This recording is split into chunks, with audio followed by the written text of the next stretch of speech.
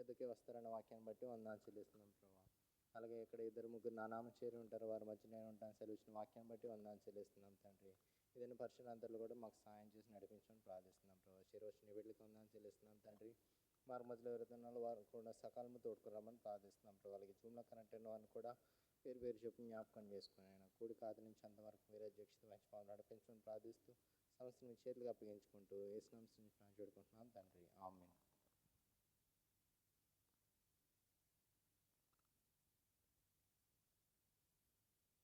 పాట సంఖ్య 572, పాత పాటల పుస్తకంలో 561, song number 572, old song book 561.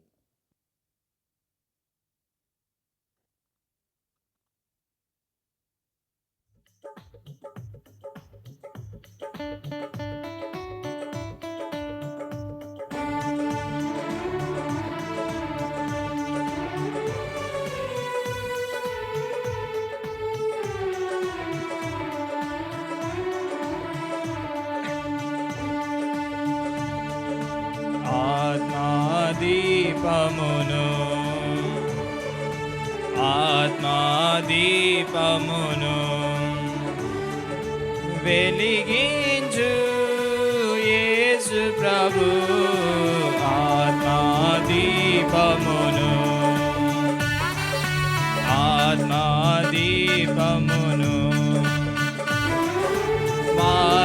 మార్గమంతయు చీకటిమయము, మార్గమంతయు చీకటిమయము, స్వర్గనగరికి మార్గం పెట్టులో, స్వర్గనగరికి మార్గం పెట్టులో.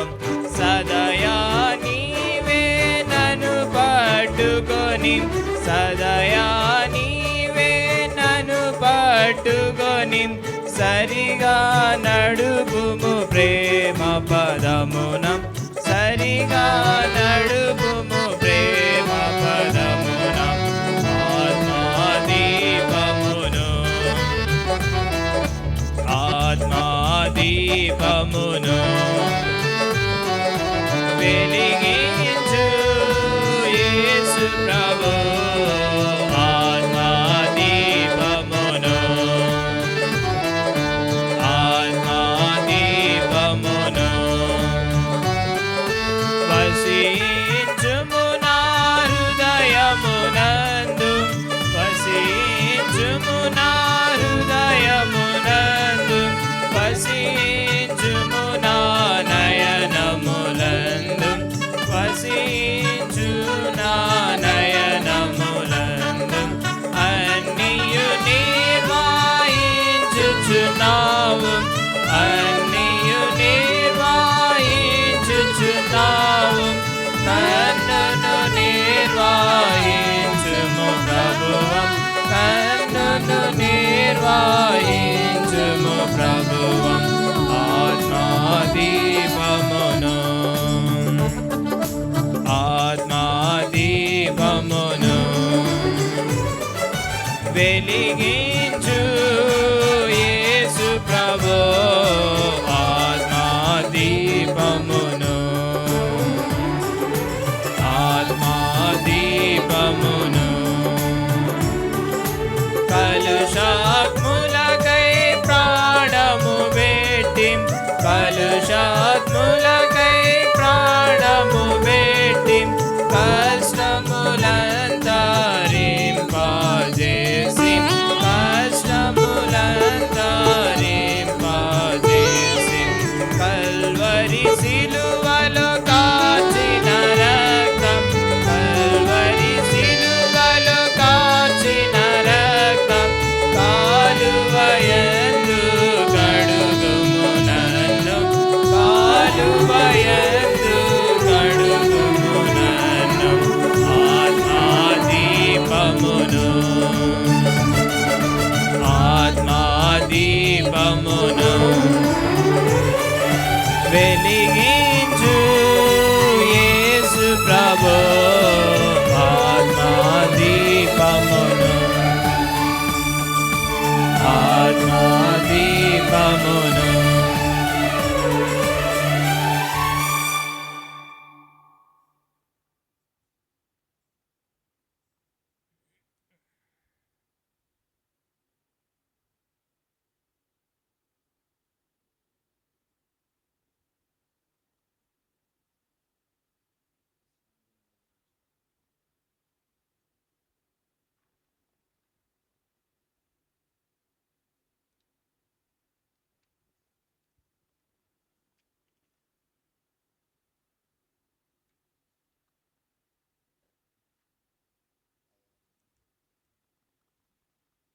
పాట సంఖ్య 538, పాత పాటల పుస్తకంలో 532.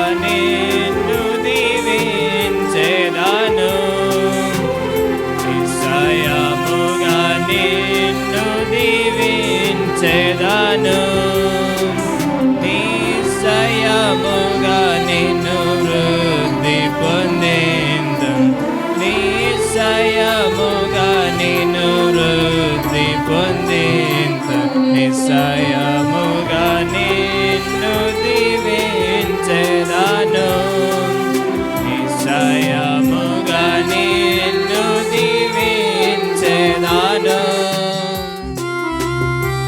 ప్రత్యక్షమై పలికెనుగా ప్రభువు, సర్వశక్తి గల యెహోవాను నేను.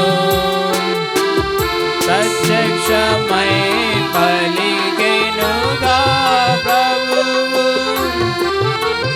సర్వశక్తి గల యెహోవాను నేను. నా సన్నిధిని దోషిగా నడచిన, నా సన్నిధిని దోషిగా నడచిన నీతో నిబంధన నియమింతును,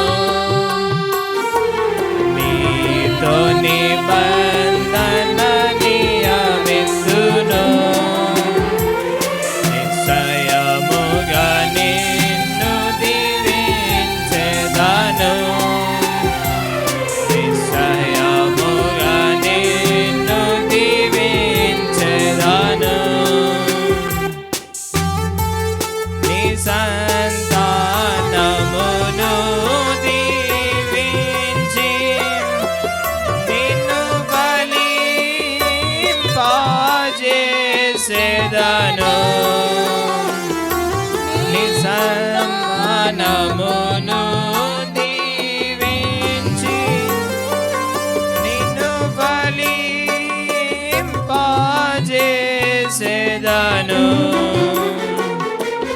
నీలో నుండి జనములు వచ్చును, నీలో నుండి జనములు వచ్చును. నీతో నిబంధన స్థిరపరదు, నీతో నిబంధన స్థిరపరదు. నిశ్చయముగా నిన్ను దీవించెదను, నిశ్చయముగా నిన్ను దీవించెదను. యుగ యుగములు నీకు దేవుడను, కానాను దేశము నీకొసగెదను. యుగ యుగములు నీకు దేవుడను, కానాను దేశము నీకొసగెదను. నిత్య స్వస్యమును నీకొసగెదను, నిత్య స్వస్యమును నీకొసగెదను. నీలో మహిమనే పొందెదను,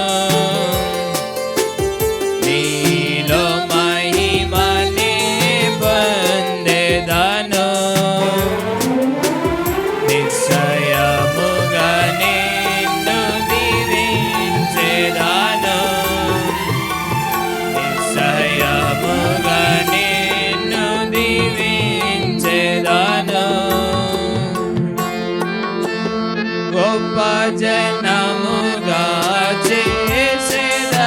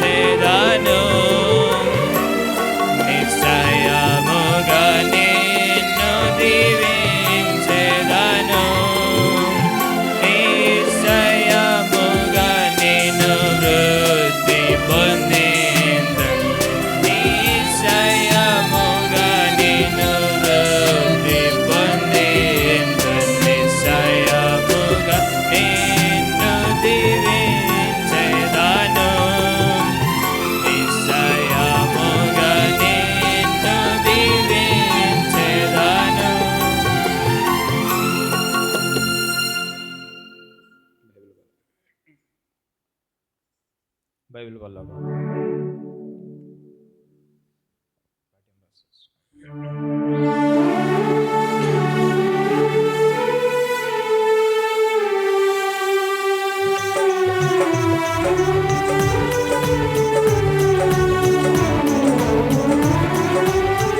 పఠింప శ్రేష్ఠ గ్రంథము బైబిల్, పఠింప శ్రేష్ఠ గ్రంథము బైబిల్, అనుదినము పఠించిన ప్రేమతోడ నడుపును.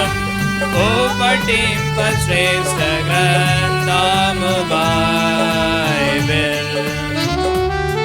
The best book to read is the Bible.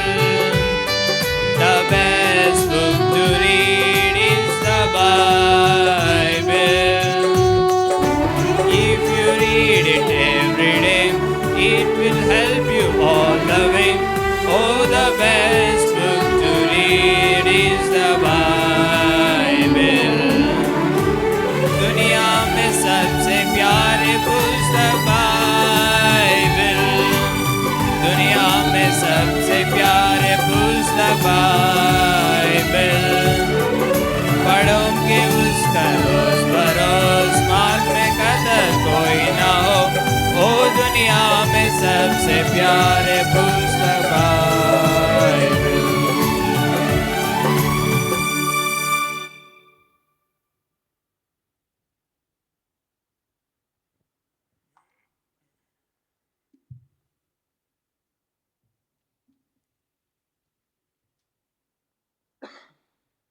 రెండి Bible గ్రంథం నుంచి మొదటి దినవృత్తాంతముల గ్రంథము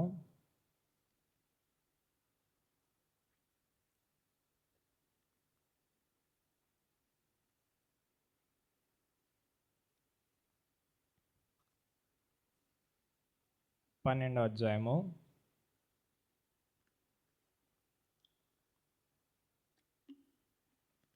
మొదటి దినవృత్తాంతముల గ్రంథము 12వ అధ్యాయము 22వ వచనం అందరూ కలిసి చదువుకుందాం. మొదటి దినవృత్తాంతముల గ్రంథము 12వ అధ్యాయము 22వ వచనం. దావీదు దండు దేవుని సైన్యం వలె మహాసైన్యమగునట్లు ప్రతిదినమున అతనికి సహాయం చేయవారు అతని యొద్దకు వచ్చుచుండిరి. మరొకసారి ఈ యొక్క వచనాన్ని చదువుకుందాం. దావీదు దండు దేవుని సైన్యం వలె మహాసైన్యమగునట్లు ప్రతిదినమున అతనికి సహాయం చేయవారు అతని యొద్దకు వచ్చుచుండిరి. దేవుని సహాయం నిమిత్తమై ప్రార్థన చేసుకుందాం. మహాప్రేంగల ప్రియా పరలోక తండ్రి, పరిశుద్ధమైన మా దేవ, ఇది నాన్న బట్టి వందనాలు చెల్లిస్తున్నాం. ఈ రీతిగా శుక్రవారం రాత్రి ప్రార్థనా కూడా కలిగి ఉండాలని ఆశపడి నీ యొక్క సన్నిధిలోకి చేరవచ్చిన మమ్మల్ని జ్ఞాపకం చేసుకొని రావాల్సిందిగా ప్రార్థిస్తున్నాం. ఇంతవరకు ప్రభావ పాటల ద్వారా నీ నామాన్ని మహింపరచుకోకే మాకు ఇచ్చిన సమయాన్ని బట్టి వందనాలు చెల్లిస్తున్నాం. తిరిగి నీ యొక్క లేఖన భాగాలని కొద్దిసేపు ధ్యానించిన వారమై నీ సన్నిధిలో ప్రార్థించడం కొరకే మాకు సహాయం చేస్తూ రావాల్సిందిగా ప్రార్థిస్తున్నాం. అవును ప్రభా, దావీదు గురించి చెప్పబడితే వచ్చిన మాటను బట్టి వందనాలు చెల్లిస్తున్నాం నాయన. అవును ప్రభా, దావీదు దండు దేవుని సైన్యం వలె మహాసైన్యమగినట్లు ప్రతిదినము ప్రభా నాయన వారితో చేరుస్తూ వచ్చిన విధానాన్ని బట్టి వందనాలు చెల్లిస్తున్నాం. అవును ప్రభా, మా మధ్యలో కూడా నీవు అటు రీతిలో ప్రభా నూతన ఆత్మను చేర్చే దేవుడు మా జీవితాల్లో ప్రభా నీవేమై ఉన్నావు మేము గుర్తెరిగిన వారమే ప్రభా నిన్ను దినదినము మరింత ఎక్కువగా సేవించగలిగినట్లు మమ్మల్ని సిద్ధపరచుకోవాల్సిందిగా ప్రార్థిస్తున్నాం. మా యొక్క అవసరత కొలది నీవే మాతో మాట్లాడమని సమస్తమైన ఘనత మహిమ ప్రభావాలు నీకు ఆరోపిస్తూ ప్రభా నీ యొక్క లేఖన భాగాలు మాకు అనుగ్రహించండి. నా యొక్క మాటలు మరుగుపరిచి నీ యొక్క మాటలు మాకు అనుగ్రహించవలసిందిగా ప్రార్థిస్తున్నాం. సమస్తమైన ఘనత మహిమ ప్రభావాలు నీకు ఆరోపిస్తూ మా కొరకు త్వరలో రాన్న యేసుక్రీస్తు అర్చనను స్తుతించి ప్రార్థించుకుంటున్నాం తండ్రి, ఆమేన్.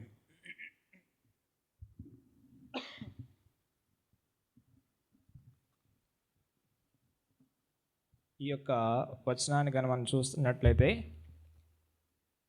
దేవుడు దావీదుకి చెప్తున్న మాటను మనం జ్ఞాపకం చేసుకున్నప్పుడు దావీదు దండు దేవుని సైన్యం వలె మహాసైన్యమగినట్లు ప్రతిదినమున అతనికి సహాయం చేయవారు అతని యొద్దకు వచ్చుచుండ్రి. దావీదు జీవితాన్ని కనుక మనం చూసినట్లయితే దావీదు గొర్రెలు కాచుకునేటటువంటి వాడు. ఈ గొర్రెలు కాచుకునే దావీదు జీవితంలో ఒకప్పుడు గొర్రెలను కాస్తా ఉన్నప్పుడు బహుశా అతనితో పాటు ఒకడే కాస్తూ ఉంటాడు గొర్రెల్ని. అతనితో పాటు పరివారం ఏమి ఉండదు. అతనితో పాటు గొప్ప మనుషులు ఎవరు ఉండరు. అయితే ఒక్కడే ఏం చేసేవాడు, తన యొక్క గొర్రెలను తీసుకొని వాటికి ఎక్కడ మేత బాగా దొరుకుతుందో అట్టి ప్రదేశాలకి ఆ గొర్రెలను తీసుకొని నడిపించేటువంటి వాడు. అయితే ఈ దావీదు జీవితంలో తర్వాత దావీదుని దేవుడు ఏం చేస్తూ వచ్చాడంటే కోరుకుంటా వచ్చాడు. దేవుడు ఎప్పుడైతే దావీదుని కోరుకున్నాడో, దావీదుని దేవుడు ఏం చేయాలని ఆశపడ్డాడు, ఈ గొర్రెల దొడ్డిలోంచి సింహాసనం మీద కూర్చోబెట్టడానికి దేవుని యొక్క ఇష్టం అవుతా వచ్చింది. మనం చూస్తూ వచ్చినప్పుడు దావీదు జీవితంలో దావీదు ఏం చేస్తూ వచ్చాడంటే, గొర్రెలు కాసుకుంటున్నప్పుడు ఒంటరిగా ఉన్నప్పటికీ ఏం చేస్తూ వచ్చాడంటే దావీదు దేవుని గురించిన కీర్తనలు పాడుతూ వచ్చాడు. అంతేకాకుండా వాయిద్యాలని వాయించేటట్లుగా మనం చూస్తూ ఉంటాం. మంచి వాయిద్యకారుడిగా మనం చూస్తూ ఉంటాం. ఒంటరిగా ఉన్నప్పటికీ వాయిద్యాలు వాయించుకుంటూ దేవుణ్ణి చక్కగా సేవిస్తూ వచ్చిన విధానాన్ని మనం జ్ఞాపకం చేసుకుంటాం. అయితే దావీదు జీవితంలో తను తర్వాత ఏమైందో వచ్చిందంటే, గొర్రెలను కాసుకుంటా ఉన్నప్పుడు ఒంటరిగా ఉన్నప్పటికీ తన జీవితంలో ఏమెదురైంది? సింహం ఎదురైంది, ఎలుగుబంటి ఎదురైంది. ఇలాంటి పరిస్థితుల్లో దేవుడు ఏం చేస్తూ వచ్చాడంటే దావీదుని ఒంటరిగా ఉన్నప్పటికీ కాపాడుతూ వచ్చాడు. తర్వాత దినాల్లో మనం చూస్తూ వచ్చినప్పుడు ఇశ్రాయేల్ ప్రజల మీదకి ఎవరు వస్తూ వచ్చారు? ఫిలిస్తీయుడైన గొల్యాతు వస్తూ వచ్చాడు. ఎప్పుడైతే గొల్యాతు వచ్చాడో ఇప్పుడు దావీదు ఏం చేస్తూ వచ్చాడంటే, దేవుడు తనకు పూర్వము చేసిన సహాయాన్ని బట్టి తను ఏమనుకున్నాడు, నేను ఒంటరిగానే ఏం చేయగలను, ఒంటరిగా ఉన్నప్పటికీ కూడా ఈ యొక్క గొల్యాతుని జయించగలను. ఎందుకంటే నేను ఒంటరిగా ఉన్నప్పుడు దేవుడు నాకు సింహాన్ని జయించడానికి బలం ఇచ్చాడు. నేను ఒంటరిగా ఉన్నప్పుడు ఎలుగుబంటిని జయించడానికి దేవుడు నాకు బలం ఇచ్చాడు. ఈ సున్నతి లేని ఫిలిస్తీన్ని నేను ఒక్కడనే నా దేవుని సహాయంతో ఏం చేయగలను, నేను ఈ వ్యక్తిని చంపగలను, లేదంటే ఓడించగలను అనుకుంటా వచ్చాడు. ఆ రీతిగానే దేవుని సహాయము దావీదుకున్న కారణాన్ని బట్టి దావీదు తన జీవితంలో ఏం చేస్తూ వచ్చాడంటే ఈ యొక్క ఫిలిస్తీయుడైన గొల్యాతుని కూడా జయిస్తూ వచ్చాడు. తన జీవితంలో ఇంకా ముందుకు వచ్చి చూస్తూ వచ్చినప్పుడు ఇప్పుడు అక్కడ ఉన్న పరిస్థితి ఏంటంటే, సౌలు యొక్క అక్కడ ఆ యొక్క రాజ్యంలో వారేమంటున్నారు, సౌలు 1000 కొలది, దావీదు 10,000 కొలది అని చెప్పి గాన ప్రతిగానాలు చేసేటప్పటికి ఇప్పుడు సౌలుకి ఏమవుతా వచ్చిందంటే, సౌలు కొంత చిన్నపోయినట్లుగా మనం చూస్తున్నాం. ఇప్పుడు సౌలు ఏమనుకుంటున్నాడంటే దావీదుని ఎట్లయినా అడ్డు తొలగించుకోవాలి, దావీదుని అణిచివేయాలని చెప్పి ఆశపడతా ఉన్నాడు. అయితే దావీదు జీవితాన్ని కానీ మనం చూస్తూ వచ్చినప్పుడు అప్పటి వరకు కూడా ఒంటరివాడుగానే ఉంటా ఉన్నాడు. అంటే తనతో పాటు తల్లిదండ్రులు అన్నదమ్ములు ఉన్నప్పటికీ కూడా తను ఏకాంతంగా లేదా తన దేవుణ్ణి సేవిస్తూ వచ్చిన రీతిని మనం చూస్తూ ఉంటాం. అన్ని పరిస్థితుల్లో కూడా దావీదు దేవునితో పాటు వెళ్తూ వచ్చాడు. ఇప్పుడు సమయాన్ని బట్టి చూస్తే ఇక్కడ దావీదు ఏం చేస్తూ వచ్చాడంటే సౌలు చేతిలో పడ్డాడు. ఎప్పుడైతే సౌలు చేతిలో పడతా వచ్చాడో ఇప్పుడు దావీదు ఏమవుతా వచ్చాడు, దావీదు ఎప్పటికప్పుడు పరుగు పెడతానే ఉన్నాడు. ఎక్కడి నుంచి ఎక్కడికి పరుగు పెడుతున్నాడంటే చూడండి, తన జీవితంలో అంతా కూడా పరుగు పందెం అయిపోతూ వచ్చింది. ఎప్పుడైతే తను సౌలు దగ్గరికి వస్తూ వచ్చాడో ఇప్పుడు ఏమైందంటే తన జీవితం అంతా పరుగు పందెం అయిపోయింది. ఎక్కడి నుంచి పరుగెడుతూనే ఉంటున్నాడు. మనం చూస్తూ వచ్చినప్పుడు తన జీవితంలో దావీదు సౌలు దగ్గర నుంచి పారిపోయి ఏమైందంటే ఇక్కడ యాజకుడి దగ్గరికి వచ్చారు. ఈ యాజకుడి దగ్గరికి వచ్చినప్పుడు ఆయన దగ్గర అడుగుతా ఉన్నాడు, ఏమున్నాయి నేను తినడానికి ఏమున్నాయంటే ఇక్కడ సముఖపు రొట్టెలు ఉన్నాయి, లేదా బల్ల మీద ఉండే రొట్టెలు ఉన్నాయని చెప్తా వచ్చాడు. అయితే నాకు అది ఇవ్వి అని చెప్పి అడుగుతా వచ్చినప్పుడు ఆ యొక్క యాజకుడు వానికి ఇచ్చినట్లుగా మనం చూస్తూ ఉంటాం. ఇప్పుడు దావీదు పారిపోతూ ఒంటరిగా ఉన్నప్పుడు ఏం చేస్తున్నాడు, దేవుని యొక్క బల్ల దగ్గర ఉన్న రొట్టెల్ని తిని ప్రయాణాన్ని ముందుకు కొనసాగించడం కొరకై బయలుదేరుతా వచ్చాడు. తన జీవితంలో ఇప్పుడు వరకు ఉన్న పరిస్థితి ఒక ఎత్తు అయితే ఇప్పటి నుంచి పరిస్థితి ఒక ఎత్తు. ఇప్పుడు వరకు కూడా తనకి ఎవరున్నారంటే అన్నదమ్ములు, తల్లిదండ్రులు ఉన్నారు, అలాగే బంధుమిత్రులు ఉన్నారు. కానీ ఇప్పుడు పరిస్థితి ఏంటంటే సౌలు ఏం చేస్తున్నాడు, సౌలు వెంటాడుతున్న పరిస్థితి. ఈ పరిస్థితిలో ఎవరుంటారు, ఈ పరిస్థితిలో ఎవరు లేనప్పటికీ ఇప్పుడు దావీదు ఏం చేస్తున్నాడంటే పరుగున వెళ్ళిపోయాడు. చూడండి, 1 సమూయేలు గ్రంథంలో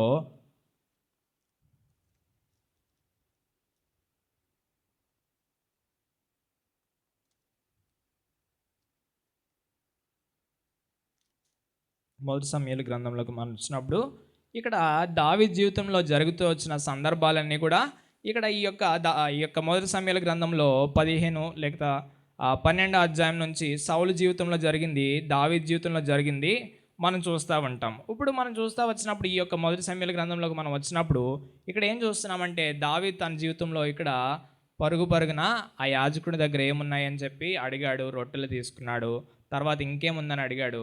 అప్పుడు చెప్తా వచ్చాడు, నీవు సౌలును జయించినప్పుడు అతని యొక్క కత్తి నా దగ్గర ఉందంటా వచ్చాడు. ఇప్పుడు ఆ కత్తి తీసుకున్నాడు, ఇది వెంట పెట్టుకొని చెప్పి ఒక్కడే ఏమయ్యాడు, అక్కడి నుంచి ఫిలిస్తీన్ దేశంలోకి లేదా పరుగు దేశంలోకి పారిపోతా వచ్చాడు. అన్య దేశంలోకి పారిపోయి అక్కడ తలదాచుకున్న పరిస్థితి. ఇంకా మనం చూస్తూ ఉంటాము, గుహల్లోకి పరిగెట్టాడు, అదుల్లాం గుహలో ఉన్నాడు, అక్కడ ఉన్న పరిస్థితి మనకు తెలుసు. అయితే దావీదు అనేక పరిస్థితులు గుండా వెళ్ళినప్పుడు దేవుడు ఏం చేస్తా వచ్చాడంటే దావీదుతో పాటు ఎప్పుడు కూడా దావీదుని ఎప్పుడైతే ఈ ఒంటరి ప్రయాణం మొదలైందో ఇప్పుడు దావీదు ఏం చేస్తా వచ్చాడంటే దావీదుని దేవుడు ఏం చేస్తా వచ్చాడంటే అతనితో పాటు నూతనంగా చేరుస్తూ వచ్చాడు. ఎక్కడికక్కడ నూతనంగా చేరుస్తూ వచ్చాడు. చూడండి, మొదటి సమూయేలు గ్రంథము 22 అధ్యాయంలోకి వచ్చినప్పుడు ఇప్పుడు దావీదు అదుల్లాము గుహలోకి వచ్చాడని చెప్పి ఇక్కడ మనం చూస్తూ ఉంటాము. మొదటి సమూయేలు గ్రంథము 22 అధ్యాయము. దావీదు అక్కడి నుండి బయలుదేరి అదుల్లాము గుహలోనికి తప్పించుకొని పోగా అతని సహోదరులను అతని తండ్రి ఇంటి వారును ఆ సంగతి విని అతని యొద్దకు వచ్చిరి. మరియు ఇబ్బంది గల వారందరూ, అప్పులు చేసుకున్న వారందరూ, అసమాధానంగా నుండు వారందరూ అతని యొద్ద కూడుకొనగా అతడు వారికి అధిపతి ఆయను. అతని యొద్దకు ఎక్కువ తక్కువ ఎంతమంది వచ్చారు? 400 మంది మనం చూస్తున్నాం. అంతేకాకుండా దావీదు దగ్గరికి ఇంకెవరు వస్తూ వచ్చారంటే ఇక్కడ దావీదు దగ్గరికి ఇందాక మొదటిగా మనం చెప్పుకుంటా వచ్చాము, ఒక యాజకుడు ఆయనకి ఏమి ఇచ్చాడు, రొట్టెలు ఇచ్చాడని చెప్పుకున్నాం. అతని యొక్క కుమారుడు కూడా ఏమైతే వచ్చాడంటే ఆయన కూడా అతని తండ్రిని సౌలు ఏం చేస్తా వచ్చాడంటే చంపేశాడు. చంపేసిన కారణాన్ని బట్టి పారిపోయి ఎక్కడికి వెళ్ళాలో తెలియక ఎక్కడికి వచ్చాడంటే దావీదు దగ్గరికి వచ్చాడు. ఇప్పుడు దావీదు అలాగే ఈ యొక్క యాజకుని యొక్క కుమారుడిని మనం చూస్తాం. వీళ్ళిద్దరూ కూడా ఏం చేస్తున్నారంటే వీరితో పాటు ఇంకా ఎంతమంది ఉన్నారు? ఇక్కడ ఎక్కువ తక్కువ 4 మంది ఉన్నారు. తర్వాత ఇంకా మనం ముందుకు వచ్చి చూసినప్పుడు ఎక్కడ కనిపిస్తుంది అంటే మళ్ళీ మనము సిగ్లక్ ప్రాంతానికి వచ్చినప్పుడు అక్కడ ఎంతమందిని చూస్తాము? దావీదుతో పాటు 600 మందిని ఉన్నట్లుగా చూస్తాం. అయితే ఈ తర్వాత ఇంకా ముందుకు వచ్చి చూసినప్పుడు తర్వాత ఏమవుతాడు? తర్వాత సౌలు చనిపోతాడు. సౌలు చనిపోయిన తర్వాత దావీదుని ఏం చేస్తారు? మా మీద రాజుగా ఉండమని చెప్పి ఇశ్రాయేలు ప్రజలందరూ కోరుకుంటారు. కాబట్టి దావీదు ఏమవుతా వచ్చాడు? తిరిగి ఇశ్రాయేలు దేశానికి వస్తా వచ్చాడు. ఇప్పుడు దావీదు గురించి దేవుడు చెప్పిన 2 మాటలు మనం చూసినట్లయితే చూడండి, 2 సమూయేలు గ్రంథం 5 అధ్యాయము 10వ వచనంలో ఇక్కడ చక్కటి మాట రాయబడతా వచ్చింది దావీదు కొరకు. దావీదు అంతకంతకు వర్ధిల్లెను, సైన్యములకు అధిపతిగా యెహోవా అతనికి తోడుగా ఉండెను. దేవుడు అతనికి తోడై ఉన్నాడు కాబట్టి దావీదు జీవితంలో దావీదు ఏం చేస్తా వచ్చాడంటే అంతకంతకు ఎదుగుతూ వచ్చాడు. అంటే ఇక్కడ తనతో పాటు ఉన్నవారు కూడా ఏమవుతా వచ్చారు? ఇందాక మనం చదువుకుంటా వచ్చాం మొదటి దినవృత్తాంతాల గ్రంథం 12 అధ్యాయం 22వ వచనంలో, యెహోవా సైన్యములే మహాసైన్యమగినట్లు ప్రతిదినము కూడా దావీదు దగ్గరికి నూతనంగా కొందరు చేర్చబడతా వచ్చేవారంట. మనం చూస్తూ ఉంటాము బైబిల్ గ్రంథంలోనే, ఇంకా బర్జిల్లాయి చూస్తాము. ఆ రీతిగానే ఇంకా కొందరు వచ్చి ఏం చేస్తున్నారు? దావీదుకి ఆయా రీతిలుగా సహకరించిన వారిని మనం చూస్తూ ఉంటాం. అయితే ఇక్కడ మనం చూసినప్పుడు దావీదు జీవితంలో అనుదినము కూడా ఏం చూస్తున్నామంటే అంతకంతకు వర్ధిల్లే జీవితాన్ని చూస్తున్నాం. ఇదే మొదటి దినవృత్తాంతం గ్రంథము 11వ అధ్యాయంలో కూడా దావీదు గురించి ఇదే మాట ఇంకోలాగా రాయబడతా వచ్చింది. చూడండి, ఇక్కడ 9వ వచనం, సైన్యములకు అధిపతి యెహోవా అతనికి తోడై ఉండగా దావీదు ఈ ప్రకారము అంతకంతకు అధికుడగుచుండెను. ఇప్పుడు దావీదు జీవితాన్ని మనం చూసినట్లయితే తను ఒకప్పుడు జీవితం ఎలా ఉందంటే ఒంటరిగా ఉన్నాడు, కానీ ఎలాంటి సమస్య లేదు. అంటే సమస్యలు వచ్చింది, ఏ రీతిగా వచ్చినాయి? సింహము ఎలుగుబంటి రూపంలో వచ్చినాయి. అప్పుడు దేవుడు ఏం చేస్తా వచ్చాడు? జయాన్ని ఇస్తా వచ్చాడు. దాన్ని బట్టి ఒంటరితనంలో తనకి జయ జీవితం ఉంది. తర్వాత ఎప్పుడైతే ఒంటరిగా ఉండి పారిపోయాడో ఇప్పుడు దేవుడు ఏం చేస్తా వచ్చాడు? అతనితో పాటు కొందరిని సమకూరుస్తూ వచ్చాడు. ప్రతిదినము కూడా నూతనంగా సమకూరుస్తూ వచ్చాడు. ఆ రీతిగా దావీదు ఏమయ్యాడంటే అంతకంతకు వర్ధిల్లాడంట. ఇప్పుడు మనం చూసినట్లయితే దావీదు జీవితంలో తను చేస్తూ వచ్చిన పాపాన్ని బట్టి దావీదు తన జీవితంలో ఏం కోల్పోతా వచ్చాడు చూడండి. మొదటి దినవృత్తాంతముల గ్రంథంలోనే 21వ అధ్యాయము, మొదటి దినవృత్తాంతముల గ్రంథము 21వ అధ్యాయము. ఇక్కడ ఈ యొక్క అధ్యాయంలోకి మనం వచ్చినప్పుడు ఇప్పుడు దావీదు ఏంటంటే ఏం కోరుకున్నాడంటే చూడండి, 2వ వచనంలో దావీదు యోవాబునకు జనుల యొక్క అధిపతులకు మీరు వెళ్ళి బేర్షెబా మొదలుకొని దాను వరకు ఉండు ఇశ్రాయేళ్లను ఎంచి వారి సంఖ్య నాకు తెలియుటకై నా యొద్దకు దాన్ని తీసుకొని రండి అని ఆజ్ఞ ఇచ్చాను. అందుకు యోవాబు, రాజా నా ఏలినవాడా, యెహోవా తన జనులను ఇప్పుడున్న వారికంటే 100 అంతలు ఎక్కువ మందిని చేయనుగాక, వారందరూ నా ఏలినవాని దాసులు కారా, నా ఏలినవానికి ఈ విచారణ ఎలా, ఇది జరగవలసిన హేతువేమి, జరిగిన ఎడల ఇశ్రాయేళ్లకు శిక్ష కలుగును అని మనవి చేశాను. అయినను యోవాబు మాట చెల్లక రాజు మాటయే చెల్లెను. గనుక యోవాబు ఇశ్రాయేలు దేశమంతటా సంచరించి తిరిగి యెరూషలేమునకు వచ్చి జనుల సంఖ్య వెరసి దావీదునకు అప్పగించాను. ఇక్కడ మనం చూస్తున్నది ఏంటంటే ఇప్పుడు దావీదు ఒకప్పుడు ఎలా ఉన్నాడు, ఒంటరిగా ఉన్నాడు. తర్వాత దావీదుని దేవుడు ఏం చేస్తా వచ్చాడు, అంతకంతకు వర్ధిల్లేటట్లు అనుదినము కూడా నూతనంగా దావీదుతో పాటు కొందరిని చేరుస్తూ వచ్చాడు. అయితే ఇప్పుడు దావీదు ఇప్పుడు రాజ్యాధికారంలోకి వచ్చేసాడు, రాజుగా ఉంటున్నాడు, దేశం అంతటిపైన రాజు ఉంటున్నాడు.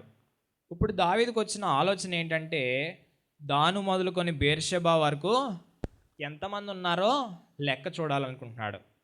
ఎందుకు ఈ మాటలు మనం జ్ఞాపకం చేసుకుంటున్నాం ఈరోజు ప్రార్థనా కూడికి వచ్చిన మనం అంటే, దేవుడు చాలాసార్లు మనం కూడా చాలా దీనస్థితి నుంచి మనల్ని పై స్థితికి వస్తాడు. పై స్థితికి తీసుకొచ్చిన తర్వాత మనం చాలాసార్లు ఏం చేస్తామంటే దేవుడు మనకిచ్చిన దాన్ని మర్చిపోయి ఏం చేస్తాము, మన దగ్గర ఎంత ఉంది, ఇంకా దీనితో మనం ఏం చేయగలము అన్న ఆలోచనలతో మనం ఉండేవారంగా ఉంటాం. ఇక్కడ దావీదుని చూస్తూ వచ్చినప్పుడు ఇప్పుడు వరకు నా దగ్గర ఇంతమంది ఉన్నారు, బహుశా ఇంకా కొంతమంది ఒకవేళ 1,00,000 మంది ఉండుంటే నేనేం చేయొచ్చు అంటే ఆ దేశం మీదకి వెళ్ళి యుద్ధం చేయొచ్చు అన్న బలముతో జనబలముతో బహుశా దావీదు ఆ హృదయాన్ని ఏమన్నా అనుకున్నాడేమో అని చెప్తా వచ్చాడు. యోవాబు అంటున్నాడు, ఎంతమంది ఉంటే ఏంటి, అంతకన్నా 100 times దేవుడు నీ కింద ఉంచుతాడు, నువ్వు జనాలను లెక్క పెట్టాల్సిన అవసరం ఏమీ లేదు, దేవుడు ఆ పని బట్టి నేను శిక్షిస్తాడని చెప్పినప్పుడు యోవాబు మాటని దావీదు ఆలకించని వాడుగా ఉంటున్నాడు. కాబట్టి ఇప్పుడు దేవుడికి ఏమైందంటే ఎప్పుడైతే వీరు జనులు లెక్క కొలుస్తూ వచ్చారో ఇప్పుడు మనం చూస్తూ వచ్చినప్పుడు ఏమవుతా వచ్చిందంటే దేవుని యొక్క కోపము వారి మీదకి వస్తూ వచ్చింది. చూడండి 5వ వచనంలో, ఇశ్రాయేల్ అందరిలో కత్తి దూయేవారు 11 లక్షల మందియు, యూదా వారిలో కత్తి దూయేవారు 4,70,000 మందియు సంఖ్యకు వచ్చిరి. రాజు మాట యోవాబునకు అసహ్యంగా ఉండెన గనుక అతడు లేచి లేవి బెన్యామీను గోత్ర సంబంధులను ఆ సంఖ్యలో చేర్చలేదు. ఇక్కడ మనం చూస్తుంది ఏంటంటే ఎంతమంది సంఖ్య వచ్చారన్నది మనం చూస్తున్నాం. 11 లక్షల మంది ఏమో ఇశ్రాయేల్లో వస్తే యూదా వారిలో 4,70,000 మంది వచ్చారు. ఇప్పుడు దేవుని దృష్టికి ఇది నచ్చనిదిగా ఉంది. కాబట్టి దేవుడు ఏం చేస్తా వచ్చాడంటే దావీదు ముందు 3 విషయాలను పెడతా వచ్చాడు, 3 మార్గాలను పెడుతున్నాడు. మొదటిది ఏంటంటే చూడండి 11వ వచనం, కావున గాదు దావీదు నొద్దకు వచ్చి ఇట్లా నేను 3 ఏండ్ల పాటు కరువు, 3 నెలల పాటు నీ శత్రువులు కత్తి దూసి నిన్ను తరముగా నీవు వారి ఎదుట నిలవలేక నశించిపోతావు. తర్వాత 3 దినముల పాటు దేశమంది యెహోవా కత్తి అనగా తెగులు నిలుచుట చేత యెహోవా దూత ఇశ్రాయేల్ దేశమంతటా నాశనము కలుగు చేయుట అను వీటిలో ఒక దాన్ని కోరుక అని చెప్తున్నాడు. ఇక్కడ 3 విషయాల్ని దేవుడు దావీదు ముందు ఉంచుతున్నాడు. మొదటిది ఏంటంటే 3 సంవత్సరాల పాటు కరువు, రెండవది 3 నెలల పాటు శత్రువుల చేతికి అప్పగించబడ్డం, మూడవదిగా మనం చూస్తున్నప్పుడు దేవుని యొక్క దూత ద్వారా 3 దినాల పాటు నాశనము కలుగుతుంది. ఇప్పుడు దావీదు అనుకున్నాడు, నేను మనుషుల చేతిలో పడడం కన్నా దేవుని చేతిలో పడటమే మంచిదని చెప్పి ఇప్పుడు ఏం చేస్తా వచ్చాడు దావీదు, ప్రభువా నేను నీ చేతిలోనే 3 దినాలు పడతా అన్నప్పుడు దేవుడు ఏం చేస్తున్నాడంటే అక్కడ ఏం చేస్తా వచ్చాడు 14 వచనంలో, కావున యెహోవా ఇశ్రాయేలు మీదకి తెగులు పంపగా ఇశ్రాయేలులో 70,000 మంది చచ్చరి. ఇక్కడ మనం ఏం చూస్తున్నామంటే దావీదుతో పాటు దేవుడు ఏం చేస్తున్నాడు, అప్పటి వరకు కూడా దావీదు జీవితంలో అప్పటి వరకు కూడా జనుల్ని అంతకంతకు యాడ్ చేస్తూనే వచ్చాడు. కానీ దావీదు జీవితంలో ఎప్పుడైతే పాపం చేస్తున్నాడో ఇప్పుడు దేవుడు ఎవరినైతే తనతో పాటు సమకూర్చాడో వారినే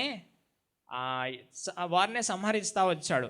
ఇంకో సందర్భాన్ని మనం చూస్తూ వచ్చినప్పుడు దావీదు పాపం చేస్తూ వచ్చినప్పుడు తన కుమారుడు విషయంలో దేవుడు ఏం చేస్తూ వచ్చాడు, ఆ కుమారుని తీసేస్తూ వచ్చాడు. మనం ఇక్కడ చూసేది ఏంటంటే దావీదు జీవితంలో దావీదు ఎప్పుడైతే దేవుని మీద ఆధారపడి దేవుని ఆనుకుంటా వచ్చాడో దావీదు జీవితంలో ఏం చేస్తూ వచ్చాడు, దేవుడు అంతకంతకు వర్ధిల్ల చేస్తూ వచ్చాడు. ఎప్పుడైతే తన జీవితంలో దేవునికి వ్యతిరేకంగా వెళ్తూ వచ్చిన మార్గాన్ని బట్టి తన జీవితంలో దేవుడు ఏం చేస్తూ వచ్చాడు, వారితో పాటు ఉన్న వారిని దావీదుకి కలిగి ఉన్న దాన్ని దేవుడు నాశనం చేస్తూ వచ్చాడు. ఇది నాన్న మనకి ప్రార్థనా కూడికి వచ్చిన మనకి జ్ఞాపకం చేసేది ఏంటి దేవుడు అంటే, మన జీవితంలో కూడా దేవుడు మనకి అనేకమైన వాటిని ఇస్తున్నాడు, అనేకమైన వాటిని ఇవ్వడానికి ఇష్టపడతా ఉన్నాడు.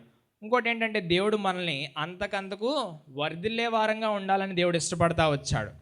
అయితే మన జీవితంలో మనం చాలాసార్లు దేవునికి వ్యతిరేకమైన మార్గాల్లో మనం ఏం చేస్తూ ఉంటాము, దావీదు ఏ రీతిగా అయితే తను కుమారుని పోగొట్టుకుంటా వచ్చాడో, ఏ రీతిగా అయితే 75,000 మందిని పోగొట్టుకుంటా వచ్చాడో మన జీవితాల్లో కూడా అనేక సార్లు పోగొట్టుకుంటూ ఉంటాం. ఎప్పుడైతే మనం పాపం చేస్తామో మన పాపాన్ని బట్టి మనము దేవుడు ఏం చేస్తాడు, మనల్ని కొన్నిసార్లు కఠినంగా శిక్షించేవాడుగా ఉంటాడు, కొన్నిసార్లు మనల్ని ఏం చేస్తాడు, దెబ్బ కొట్టి సరి చేసేవాడుగా ఉంటున్నాడు. ఇది మనం చూస్తూ వచ్చినప్పుడు సమూయేలు మొదటి గ్రంథం 12వ అధ్యాయంలో సమూయేలు అంటూ ఉంటాడు 23వ వచనంలో, నా మటుకు నేను మీ నిమిత్తము ప్రార్థన చేయటం మానటం వలన యెహోవాకు విరోధంగా పాపము చేసిన వాడని అగుదును, అది నాకు దూరం అగునుగాక, కానీ శ్రేష్టమైన చక్కని మార్గములు మీకు బోధింతును. ఇక్కడ ఈ దినాన్ని మనం చూస్తూ వచ్చినప్పుడు సమూయేలు అంటూ ఉంటున్నాడు, ప్రార్థన చేయకపోవడమే పాపం చేయట. ఇది నాన్న మనము సంఘంగా ఎందుకు కూడి వచ్చాము, ప్రార్థనా కూడికి కొద్దిమందికి అయినప్పటికీ ఎందుకు కూడి వస్తూ వచ్చామంటే దేవుని దృష్టిలో మనము ఎలా ఉండాలి, ప్రార్థన చేసేవారుగా ఉండాలి. దాన్ని బట్టి దేవుడు ఏం చేస్తాడంటే ఇక్కడ 2 సమూయేలు 5:10 చెప్పబడిన రీతిగా దేవుడు మనల్ని కూడా అంతకంతకు ఆశీర్వదిస్తూ ఉంటాడు. అంతేకాకుండా సైన్యములకు అధిపతి యెహోవా అతనికి తోడుగా ఉన్నాడని దేవుడు జ్ఞాపకం చేస్తున్నాడు. మన జీవితంలో కూడా దేవుడు అటు రీతిలో మనకు తోడుగా ఉండి మనల్ని అంతకంతకు వర్ధిల్లే వారంగా మనం ఉండాలని దేవుడు ఇష్టపడుతున్నాడు. కాబట్టి ఆయన మార్గంలో మనం నిలిచిన వారమై మనము ఆయన సన్నిధిలో నిలిచి ప్రార్థన చేసినప్పుడు దేవుడు మన ప్రార్థన ఆలకించేవాడుగా ఉంటున్నాడు. అంతేకాకుండా మనల్ని అంతకంతకు వర్ధిల్ల చేసేవాడుగా ఉంటున్నాడు. అటు రీతిలో ఇది నాన్న మనము కొద్ది సమయం దేవుని సన్నిధిలో ప్రార్థన చేద్దాం.